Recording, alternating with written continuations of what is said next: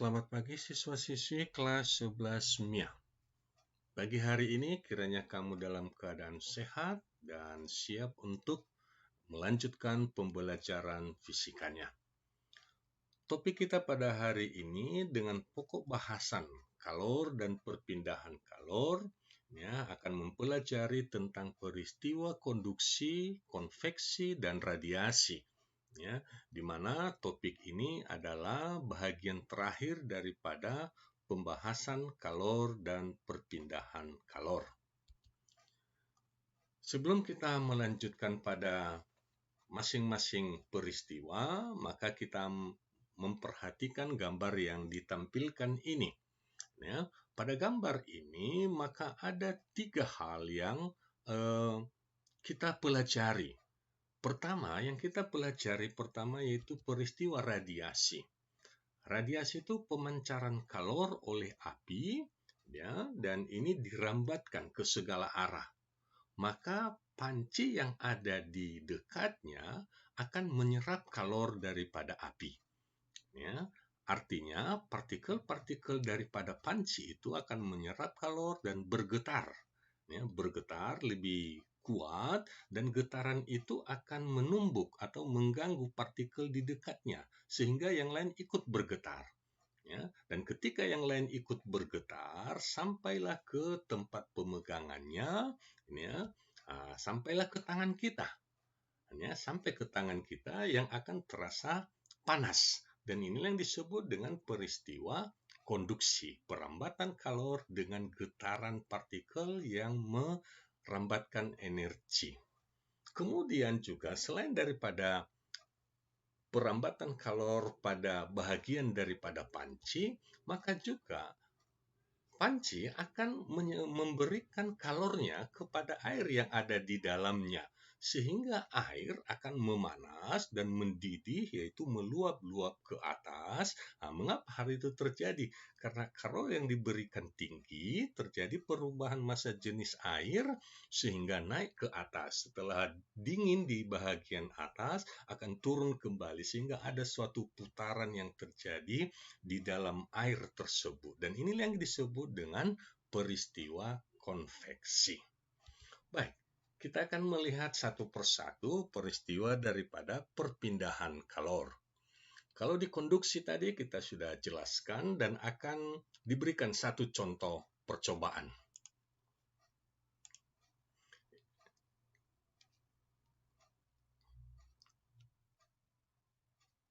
Ya, di sini diberikan kepada kita yaitu lilin yang sudah dibakar, beberapa bagian daripada paku yang kecil.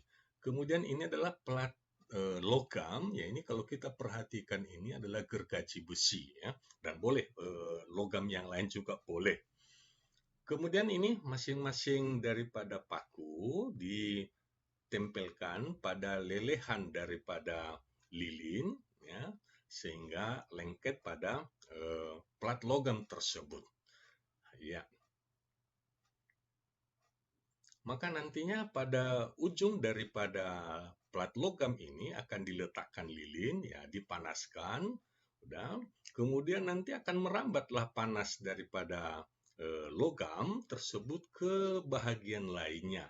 Dan yang paling jelas pertama akan menerima kalor itu yaitu paku yang ada paling dekat, di mana lilinnya akan meleleh lebih cepat, dan pakunya akan jatuh. Artinya berarti lilin sudah meleleh, sudah menerima kalor dari plat logam, dan memungkinkannya untuk meleleh sehingga terlepaslah pakunya, dan terus akan merambat terus sampai ke bahagian daripada plat logam ini yang paling jauh. Jadi kalau kita perhatikan, paku pertama sudah, terus rambatan panas daripada lilin itu akan sampai ke paku 2 dan akan melelehkan juga lilin yang melengketkan paku tersebut sehingga pakunya akan jatuh. Jadi demikian ini peristiwanya sampai rambatan kalornya, ini sudah jatuh, sampai rambatan kalornya sampai ke ujung daripada logam tersebut. Inilah yang disebut dengan peristiwa konduksi. Baik, kita lanjutkan.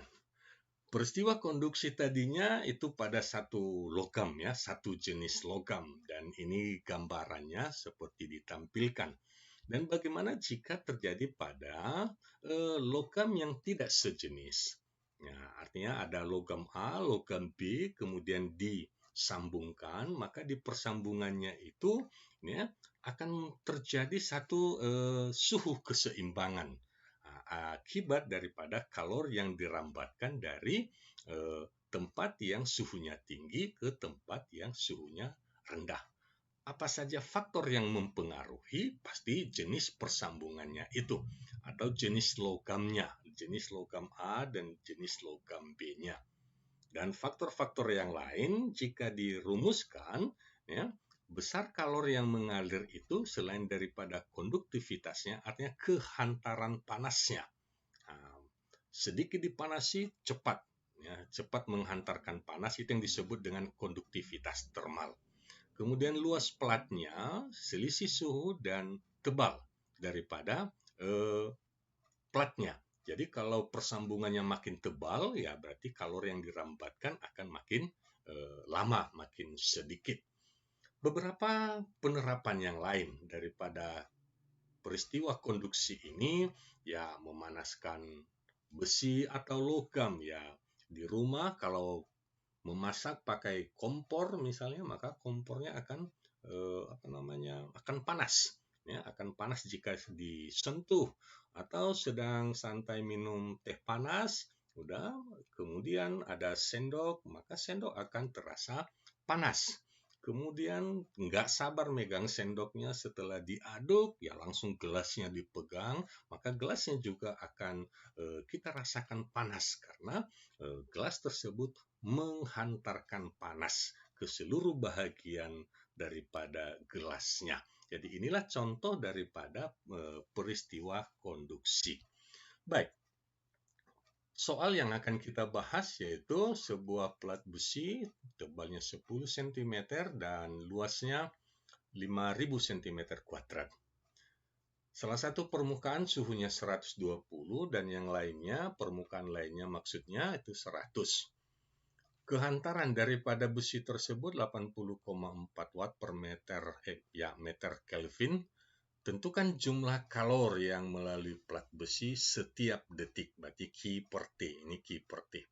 Baik, ini data yang sudah kita sederhanakan dengan catatan bahwa perubahan suhu pada skala Kelvin itu sama dengan skala Celsiusnya. Baik, kita terapkan persamaan kalor yang tadi, ya. K-nya konduktivitas 80,4, luas platnya 5.000 cm kuadrat atau 0,5 meter kuadrat, selisih suhu 20 derajat Celcius, ya, dan ketebalan 0,1 meter. Maka kalor yang mengalir setiap detik itu adalah 8.010 watt atau 8 kilowatt, ya, setiap detik. Jadi dapat kita hitung kalau dalam berapa lama, berapa menit, berapa jam, maka kalor yang akan dirambatkan itu menjadi sangat besar.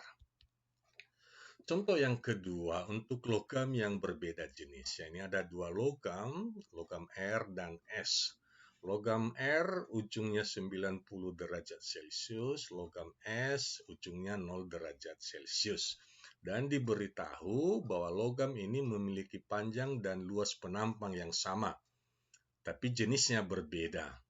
Perbandingan konduktivitasnya, ini perbedaan jenisnya ya. Logam R dan S 2:1. Yang ditanyakan adalah tentukan suhu di titik persambungan kedua logam. Baik, ini gambarannya sudah diberikan. Sudah. Yang diinginkan adalah suhu di persambungan ya. Ketika di persambungan suhu berarti kalor yang panas sama dengan kalor yang dingin. Ya, ini persamaannya untuk identitas R dan ini untuk identitas S. Ya. Nah, selanjutnya beberapa data yang sama tadi yaitu luas penampang dan panjangnya sama. Kemudian konduktivitasnya berbanding 2:1. Ya, konduktivitasnya ini 2 Ks dan sini Ks. Udah, suhunya 90 kurang T dan ini T, maka di persambungan terjadi keseimbangan suhu sebesar 60 derajat Celcius. Contoh yang kedua tentang konveksi, yaitu perpindahan kalor ini ya, melalui perpindahan zat. Jadi partikel zatnya bergerak. Jadi kalau tadi konduksi tidak berpindah zatnya, sekarang pada konveksi berpindah zatnya. Hal ini terjadi pada apa? Misalnya zat cair dan gas. Ya, sebelum kita sampai ke sana, maka kita perhatikan contoh percobaannya. Diberikan ini satu tabung labu kaca, udah berisi air, dan ini zat perwarna makanan. Nah, ini zat perwarna makanan supaya ketahuan nanti efeknya.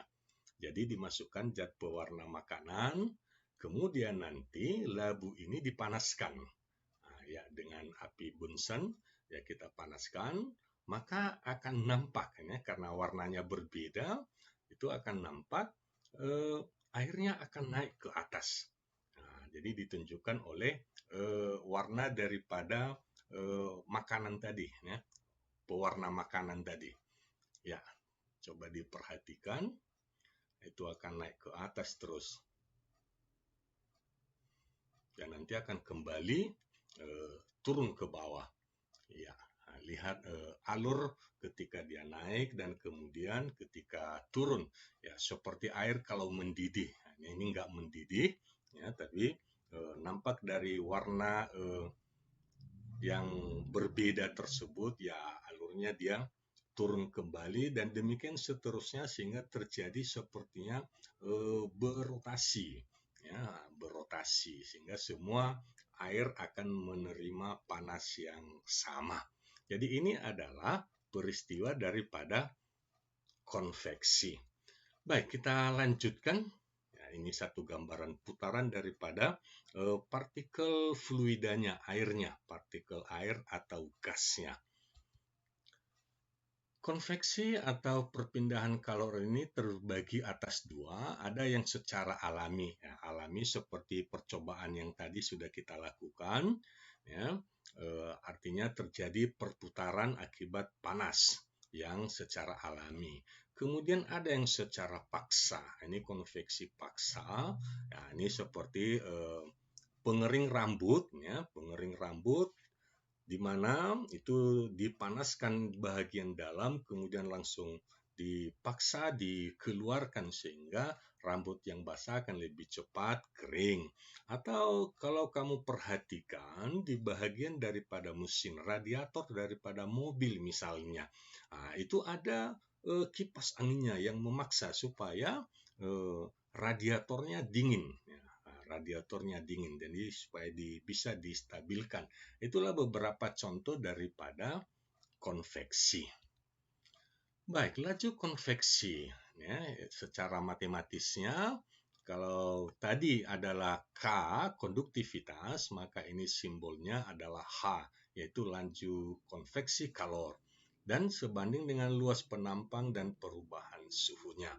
Ya, jadi tidak dipengaruhi oleh tebal.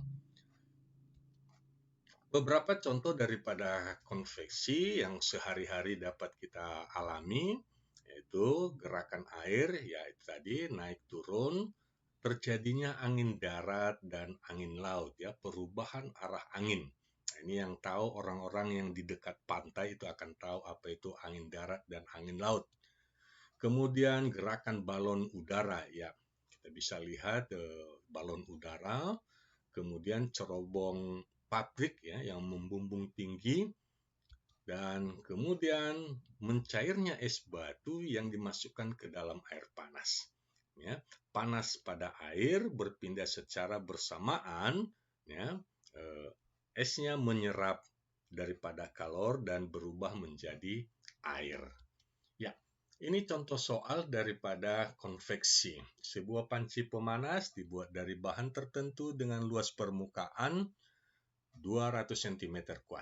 Jika suhu bahan 90 derajat, suhu air, ya, yang dipindahkan secara konveksi yaitu kalornya sebesar 0,8 Joule per detik. Hitunglah nilai koefisien konveksi bahan. Jadi ini ada pancinya dan air, jadi ada dua jenis. Baik, untuk air maka kita bisa hitung nilai daripada konveksinya, yaitu Q per T kali 1 A per delta T. Maka kita masukkan angkanya 0,8 ya, per 10 kali 2 kali 10 pangkat minus 2. Dan maka nilai koefisien konveksi daripada bahan tersebut adalah 4 watt per meter Kelvin.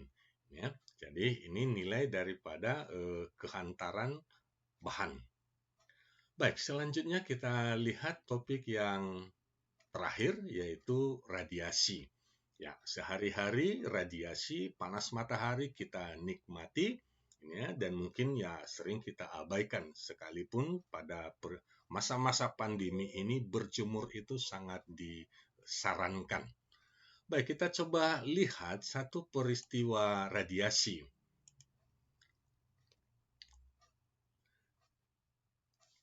Di tempat terlindung ini, di tempat terlindung ada dua wadah, yaitu A dan B, dan wadah ini dibedakan. Nah, yang satu dibuat warna hitam pekat dan yang satu warna putih pekat.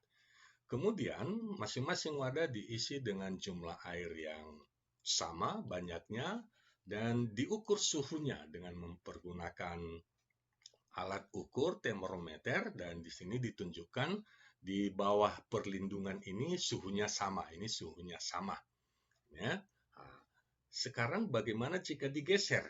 Nah, ketika digeser keluar dekat di bawah sinar matahari langsung, maka sementara belum terasa perbedaan, tetapi sesudah 20 menit, ya, maka kita akan melihat bahwa ya, wadah bagian A yang hitam itu suhunya akan naik lebih cepat, jauh lebih cepat. Ya, suhunya lebih tinggi, berapa derajat Celcius? 40 derajat Celcius. Udah jauh lebih tinggi ketimbang wadah yang putih. Udah, artinya wadah yang hitam menyerap panas jauh lebih cepat daripada wadah yang putih. Nah, sekarang jika kembali diletakkan pada tempat yang terlindung, maka ternyata juga wadah A yang hitam akan turun secara drastis. Nah, itu melepas kalor tersebut secara cepat, ya, bahkan ya, lebih cepat daripada yang wadah putih. Jadi inilah yang disebut dengan emisivitas daripada suatu peristiwa radiasi. Ya, kita lanjutkan. Bahwa laju radiasi yang dipancarkan oleh suatu zat itu bergantung kepada ini emisivitasnya. Kalau dia itu memiliki emisivitas sempurna, maka nilai E-nya sama dengan 1. Contohnya tadi kita sebut dengan wadah hitam pekat. Jadi emisivitas black body itu sama dengan 1. Cepat dia menyerap kalor dan cepat juga dia melepas kalor tersebut. Selain itu bergantung pada ya, tetapan Stefan Boltzmann. Ya, cara menghafal tetapan ini 5, 6, 7, dan 8. 5, 6, 7, 8. Maksudnya 5,67 kali 10 pangkat min 8. Demikian juga dengan luas daripada bidang yang menyerap kalor dan pangkat 4 daripada suhu mutlaknya. Baik, kita lihat beberapa peristiwa radiasi kalor, pemancaran panas, itu maksudnya pemancaran panas oleh gelombang elektromagnetik, ya. Oleh gelombang elektromagnetik, apakah itu dari panas matahari atau dari panas api atau dari panas yang lainnya, maka pancaran itu dalam bentuk gelombang elektromagnetik. Beberapa contoh yang kita jalani yaitu panas matahari ke bumi, tubuh terasa hangat ketika berada di dekat api, atau kita berjemur terasa panas dan kita akan berkeringat untuk mengimbanginya.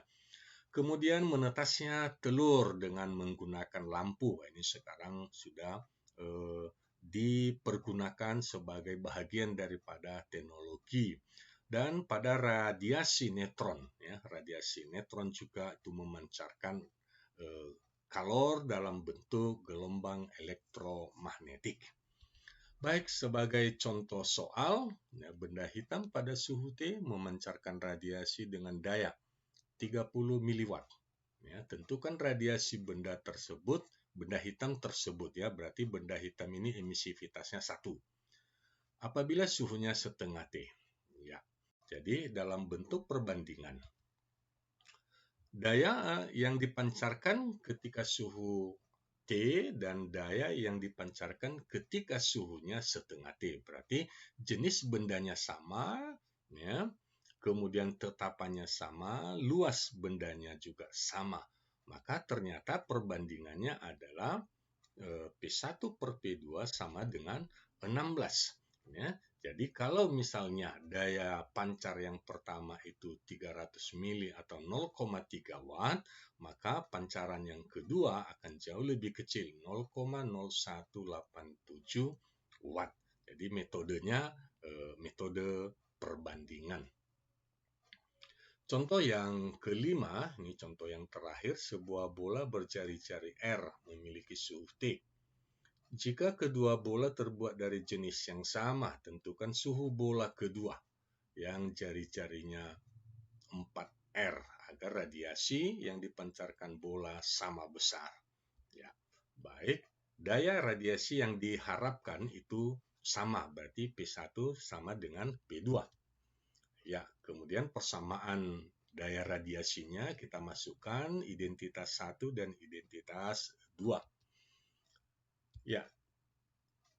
Luas daripada bola kita gantikan R1 dan ini 4 kali, ya, jari-jari 4 kali R1. Sehingga nilainya menjadi 16T2 pangkat 4. Ya, ingat ini pangkat 4. Maka T2-nya adalah akar 4 daripada 6/16 T1 pangkat 4. Jadi akar 4 daripada 16, ya, adalah 2. Kalau dia 1/16 berarti 1/2. Akar 4 daripada T1 pangkat 4, ya, pangkat 4-nya dengan akarnya habis, tinggal T1. Jadi suhu akhir itu menjadi setengah dari suhu benda kedua itu menjadi setengah daripada suhu benda mula-mula. Ya, siswa-siswi kelas 11 MIA, inilah topik terakhir tentang kalor dan perpindahan kalor. Ya, kiranya kamu bisa menyerapnya dengan baik, dan kalaupun ada yang kurang jelas silakan ditanyakan ke gurunya. Terima kasih atas perhatian kamu. Sampai jumpa pada topik selanjutnya. Salam sehat buat kamu semua.